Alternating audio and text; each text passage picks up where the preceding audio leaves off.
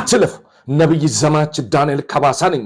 ሰላማችሁ ረፍታችሁ በኢየሱስ ክርስቶስ የተወደዳችሁ አባት ብሩካን ይብዛላችሁ። እንኳን ጌታችን የመድኃኒታችን የኢየሱስ ክርስቶስ ትንሣኤ በዓል በሰላም በጤና አደረሳችሁ።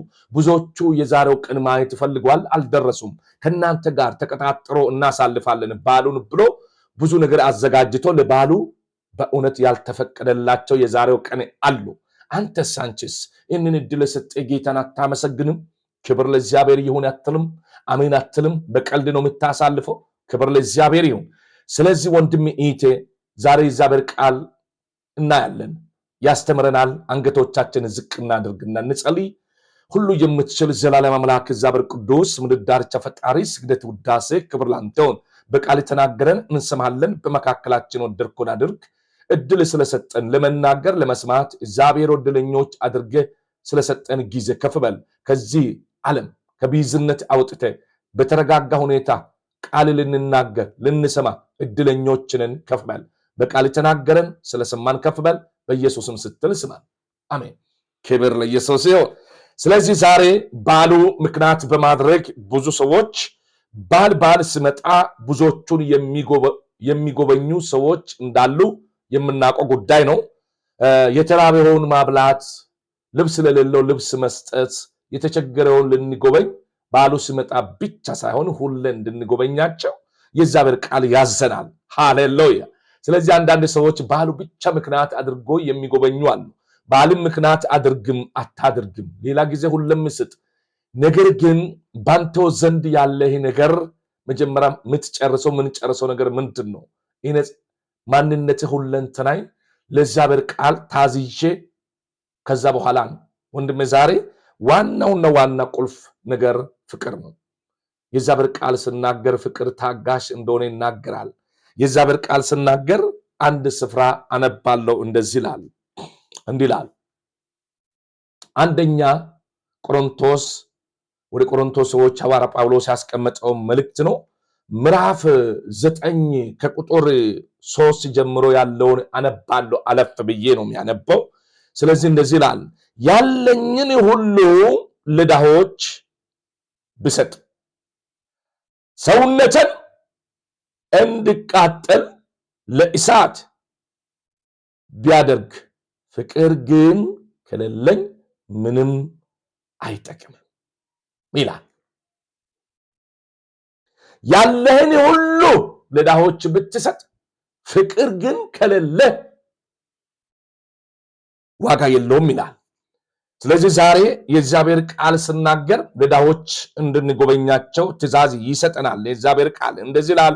ምሳሌ 28 ከቁጥር 27 ላይ እንዲህ ይላል፣ ለድሆች የሚሰጥ አይቸገርም፣ አይቷቸው እንዳላየ የሚሆን ግን ብዙ ርግማኔ ይደርስበታል። ብዙ ችግር ይደርስበታል። አይቶ እንዳላየ የሚሆን ችግርተኛውን ማለት ነው። ስለዚህ እግዚአብሔር ቃል ያዛል ማለት ነው። ምስኪኑን ልንጎበኝ እግዚአብሔር ያዘናል ማለት ነው። ስለዚህ እግዚአብሔር ቃል አንድ ስፍራ ደግማለሁ። መዝሙረ ዳዊት ምዕራፍ 41 ከቁጥር 1 ለድሆች የሚሰጥ ሰው ምስጉን ነው፣ እርሱ እግዚአብሔር በክፉ ቀን ይታደገዋል፣ እግዚአብሔር ይጠብቀዋል፣ በሕይወትም ያኖረዋል፣ በምድር ላይ ይባርከዋል፣ ለጠላቶች ምኞት አሳልፎ አይሰጠውም ይላል። ይህ ትእዛዝ ነው።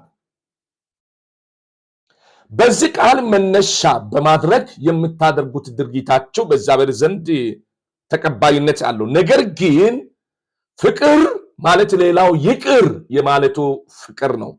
ዛሬ ወንድምህን ይቅር ሳትል ኢትን ይቅር ሳትል ሮጤ ድሆችን መርዳት፣ በቤት ውስጥ ያለው ቆሻሻ አስወግድና ከዛ በኋላ ቀጥታ ወንድም ኢት ያንተን መስዋዕት ጌታ ይቀበላል።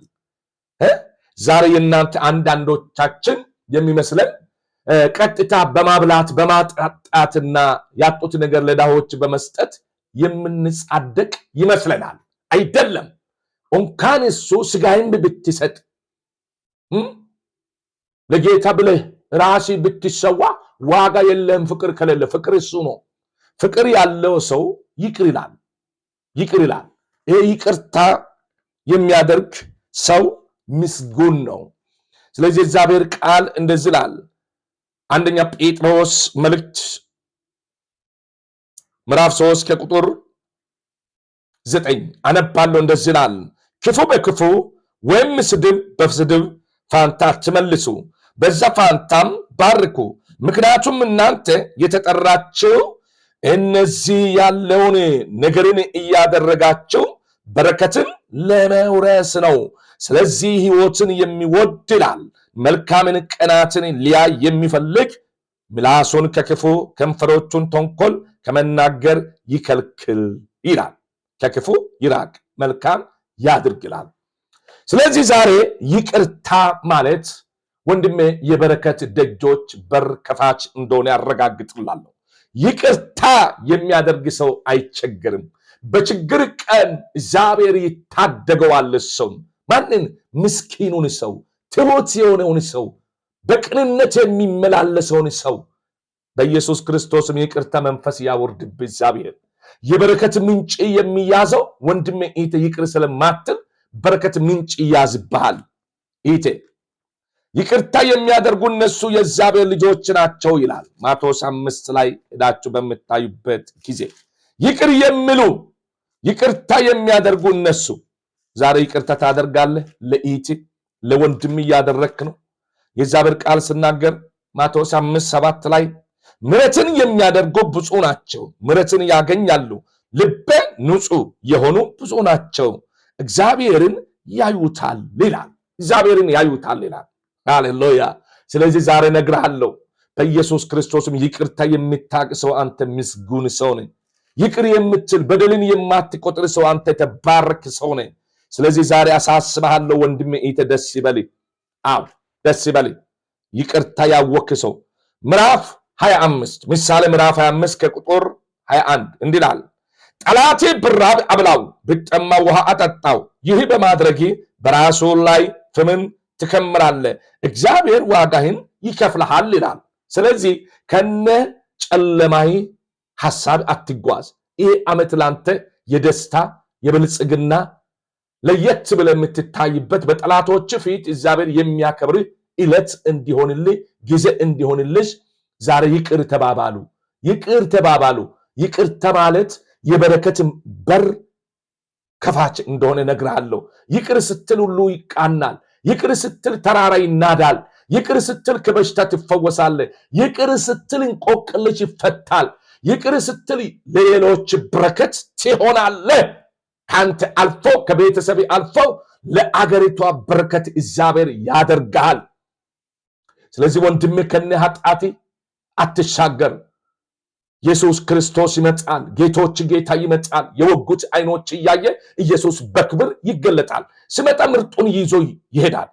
ምርጥ ማለት ዝሙት የማይሰራ ጉቦ የማይቀበል ጣዖት ከማምለክ ራሱ ያገለለ ባልንጀራውን ዘውትር የሚወድና የወደቀውን የሚያነሳ የተራበውን የሚያበላ የተጣለውን የሚያነሳ እሱ በመጨረሻ ዘመን አይሸማቀቅም። አንተስ አንቺስ የት መንደር የሆናችሁ ኢየሱስ ይመጣ ይሆን? ጉቦ የተቀበልክ እየሰጠ ዝሙት እየሰራ ወንድምን ይቅር አልልም ብለ ዳንዳና ልብ ይዘ ነገ ዛሬ ንስሐ ገባለሁ ብለ በኃጢአት ከነሱሲ ልትጠፋ ወንድም ልታጠፋ እየተሰበሰብክ በስብሰባ ላይ እያለ ጌታ ልበትን ያ ስብሰባ ይመጣ ይሁን? ቶሎ ተመለስ፣ ንስሐ ግባ፣ ይቅር ተባባሉ።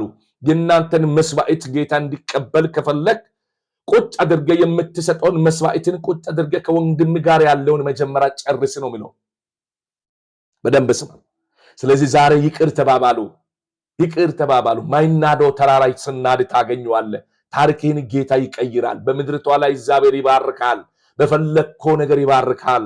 ወንድም እህቴ ተባረኩ። አሁን የሰማችሁ እግዚአብሔር ይባርካችሁ። እግዚአብሔር ዘመናችሁ ይባርክ። አሁን ደግሞ ቀጥታ ስርጭት ላይ ነኝ። እንን የምታዩ ሰዎች ቀጥታ አንዳንድ ቁጥር የነካችሁ ለመግባት የምትፈልጉ በዚህ ቲክቶክ ላይ ቀጥታ ኑና ግቡና የልብ ትርታችሁን ወደ እግዚአብሔር እናቀርባለን። ኑ ቀጥታ ላይ ብለኝ ቀይ ምልክት ሲታያችሁ ግቡና ማጸለይ ትችላላችሁ። መልካም ሌሊት፣ መልካም ምሽት ይሁንላችሁ። አባቴ ብሩካን ተባረኩልኝ። አመሰግናለሁ።